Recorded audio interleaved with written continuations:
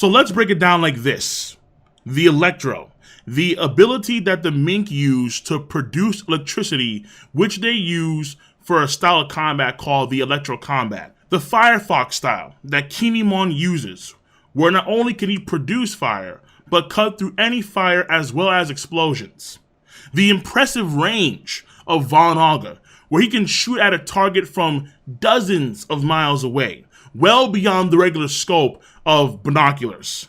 And finally, Yonji's ability to break apart his hand into pieces, grab something, and extend his arm through some wire from his raid suit, some cable wire. This is all under the same scope of power, which I call base power. Now, base power has been a term I've used for quite a bit of time when it comes to One Piece. A lot of folks have been asking me questions as to why I use the term base power. What does it mean exactly? It's kind of crazy because base power encompasses a lot of different things, and certain folks, I can understand why they kind of categorize things as haki or as devil fruits when they're really not. But there's also the chance, as crazy as it sounds, there's also the possibility that Oda has another power scheme that he hasn't fully developed yet. It's still working out because there are other abilities that I wouldn't put in base power because they may potentially fit in another power category entirely. But base power essentially is abilities and techniques that are outside of haki and devil fruits, and potentially another sphere of power. But do not confuse base power for base stats, because base stats are things like strength and durability and endurance and stamina, destructive power, and so on. These are your base stats. But base power, or base abilities, essentially are a host of different skills that some may confuse as devil fruits or haki, but are actually not a part of those groups. So let's go through the list and break this down with the 4 major subcategories of base power in the world of One Piece. Number 1, all the Kenpo, meaning all of the hand-to-hand or martial arts styles in general. So this includes, of course, the Blackleg style. This includes the Okama and Yukama Kenpos. This includes the Hashoken, the Kanokuni boys, where they can take the shockwave and they can make the shockwave travel through the human body towards its target. The Fishman Karate, it's in the name. Karate is a martial arts, which also includes merman combat as well. The Fishman and Merman tend to have variants of this style of combat, but for the most part, it's Fishman Karate and Merman combat. This is a species-specific skill and martial arts style, and this is in the same camp as the Electro Combat. The Mink specifically use a technique where, because they can only produce electro, they have a martial arts style, a Kenpo, which utilizes the electricity that is innately within their bodies.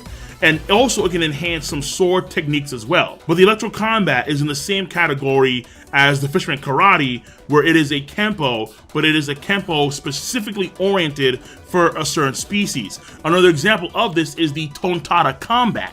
The Tata Combat, where the Tontatas predominantly use their tails in various styles, is their own species-specific Kenpo. Now granted, that does not mean that only their species can learn it. And there's 2 examples of this. Number 1, if you want to include, let's say, the Giants and the Dorian Brogy combination Warrior Nation attack, Big Mom, who's not a giant, can do the same thing. And then on top of that, you have Koala, who also knows Fishman Karate, though she's not a fishman or a fish woman. Now, another martial arts style we have to talk about is the Roku Shichi, the 6 styles. Because I have seen folks say things like Roku Shichi, the 6 styles, are a completely separate power pool, but they're not. They're just another version of Kenpo. Among the 6 styles, 3 of them, half of them, use a certain degree of body augmentation, a body manipulation. So I can kind of understand why folks would see them as a whole different power pool, because, for example, Kamiye, you can make your body paper thin. Like in the case of Fukuro, when he's dodging Frankie's attacks in midair, he's a big guy, and all of a sudden this big guy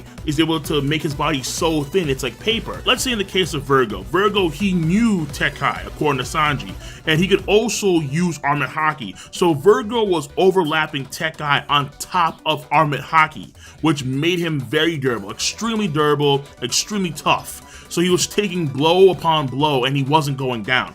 I think that Law cut through several mountains for a reason when it came to defeating Virgo, and I'll argue not just a symbolic reason. But the fact that you could overlap Tekkai with Armored Haki clearly indicates that Tekkai is not Haki number 1, And then number 2, even though it has body augmentations, as do other Kenpos in the world of One Piece. Therefore, it's just another Kenpo. You can also include the Seimin Kiken as well, which we see Kumadori, which we see Rob Lucci do. Also, Lao Ji has a technique where he's able to store the energy of his youth. That is also a variant of Seimin Kiken, which is a way of storing energy and nutrients in your body through various means. So a key example of this is Rob Lucci, where Rob Lucci, when he fought against Luffy, the last portion of that fight, Rob Lucci used Seimin Kiken to condense his muscles to have more speed, less surface area, so he's much harder to hit, and he was utilizing less stamina because he was controlling how much energy he was outputting, how much stamina he was going to use. And then at the end of that fight, before he uses the Roke Ogen Saidairin, the largest ring of the Roke Ogen, he releases his Seimin Kiken and he goes back to his hulkish hybrid leopard form. So the Seimin Kiken is also part of the hand-to-hand martial arts styles as well, which of course is also base power. Now the next category here, number 2, the marksmen, the archers, the snipers, the gunmen, whatever you want to call them. These are the folks that predominantly focus on ranged weapons. That's their forte, that's their skill. Of course, we're talking about Von Augur, we're talking about Yasop, we're talking about Usopp. Heck, Ben Beckman had Kizaru on the back foot for a few seconds. Now, obviously, the main factor here would be Ben Beckman's haki, which is why Kizaru would back down. He wouldn't back down from a regular gun. But at the same time, Ben Beckman has to be able to hit Kizaru in the first place, which I'm pretty sure he was confident in doing. And remember, it may seem simple, but at the same time, there are folks like Luffy, who admitted back in the East Blue, back in All Along Park, that he's not a marksman. Like, he admitted that right then and there. Like, yeah, I can't do this kind of stuff. You either train to get really good, or you are adept at it, where it is something innate, where you can just do it naturally, to where, like, you're a natural born marksman or something of that sort. Now, I'm not saying that these people can't fight at close range. Of course they can. But at least when it comes to the Usopp, when it comes to Yasop, when it comes to Von Augur, and so on, their forte tends to be guns and fighting at range. You can throw probably Capone in there because we saw Capone and the whole oven thing happen in Cacao Island. You can throw Vito as well in there because Vito, his name is Monster Gun Vito. So he probably focuses predominantly on gun combat to a certain extent. Probably Gotti as well with his machine gun. So the list goes on. These are folks that predominantly use guns and their skill set tends to be at range. That's number 2. And maybe you could throw in, let's say, the archers of Amazon Lily as well, because they're not exempt from this as well. Because marksmen, it doesn't matter if you're using a slingshot or if you're using a bow and arrow, you're still technically a marksman. The next thing here, number 3, is the close range weapon users, which for the most part in One Piece is the sword, but sometimes axe. You can say Kata Curry is a spearman in some respects. The list goes on. But for the most part of One Piece, it is the sword, and that's all Kenjutsu. We're talking about the Santoryu, we're talking about the Nitoryu, we're talking about the Firefox style of Kinemon, the Flower Sword style of Vista, which is mainly in the anime, but whatever. You get my point here. Kinemon is a bit tricky though, because Kinemon, with his Firefox style, he can produce fire. Not just cut through explosions, not just cut through fire, but also produce fire. But I would say that even him producing fire is still under the scheme of base power. Because if he can only produce fire because he knows the Firefox style, the Firefox style may have ties to hockey, not Death of course, but potentially other power pool as well in One Piece that might exist. But Oda hasn't confirmed this yet. Either way, because it's too shaky to say if it's hockey or not. Right now, I'll leave that base power. I mean, heck, even Zoro, when he fought against Ryoma back in Thriller Bark, he was able to produce fire. And that's how he beat Ryoma, using that one dragon-based technique when he was coming down on Ryoma, and they had their clash in midair. Ryoma's body lit up in flames. Even Zoro has a technique, it's a sword skill that utilizes fire in some respects. So the Firefox style is fascinating, and I'm not sure how they work exactly, but for now it is a base power. All of this applies to the Rose Rondo as well for Vista, because, well, number 1, it's not in the manga, it's in the anime. Number 2, when it comes to the rose petals that we see him produce in the anime, where are they coming from? Like, they just kind of come out of thin air. And you would assume that since he's using petals to attack Mihawk, of all people, they would have a degree of sharpness to them, at the bare, kind of like Byakuya and Bleach. So at the bare minimum, they should be bladed roses of some sort. But is this something that is Haki oriented? Is it a whole new power scheme, a whole new power pool? Or is it because it's a actual sword technique where he's able to produce said roses? So there could be a rose style of Kenjutsu because he knows the rose style, and the rose style may have some combination with Haki or something else, just how the Firefox style may have some combination of Haki or something else. He's able to produce these flower petals to attack Miyagi at range. And finally, the last of the base powers, all technology. With the exception of devil fruits made via tech, Caesar Clown and Vegapunk can make devil fruits somehow, some way. And even the sea itself, in some respects, acknowledges that the folks who eat these fruits are devil fruit users since they cannot swim. So the difference here is we don't know the origin of the original devil fruits themselves, but we do know the origin of the man-made devil fruits that Caesar Clown, that Vegapunk have made, and they are made through technological prowess and so on. But all tech is essentially base power. So we're talking about the climate tech, we're talking about the pacifista tech, and the German tech as well. That is all base power, base ability. When it comes to the German tech, Reiju is the only one confirmed in the story to be a devil fruit user.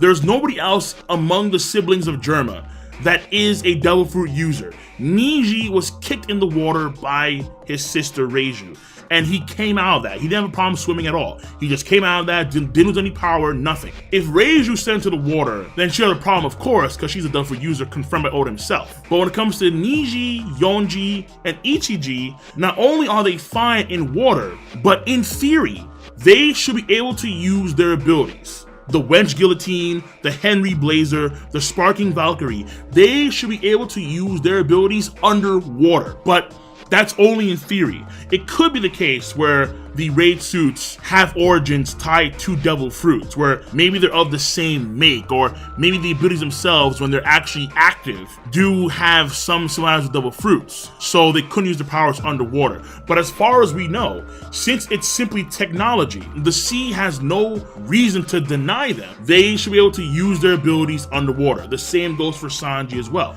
And then also, the pacifista tech, which includes the lasers. As far as we know, Vegapunk modeled the lasers that all the pacifista use after Kizaru's laser. But the lasers' foundations are completely different. Kizaru is a light human. He's in the Pika Pika no Mi. He is a light human. He is photons themselves. He kicks at the speed of light. He attacks at the speed of light. That's how he works. And that is because of his devil fruit.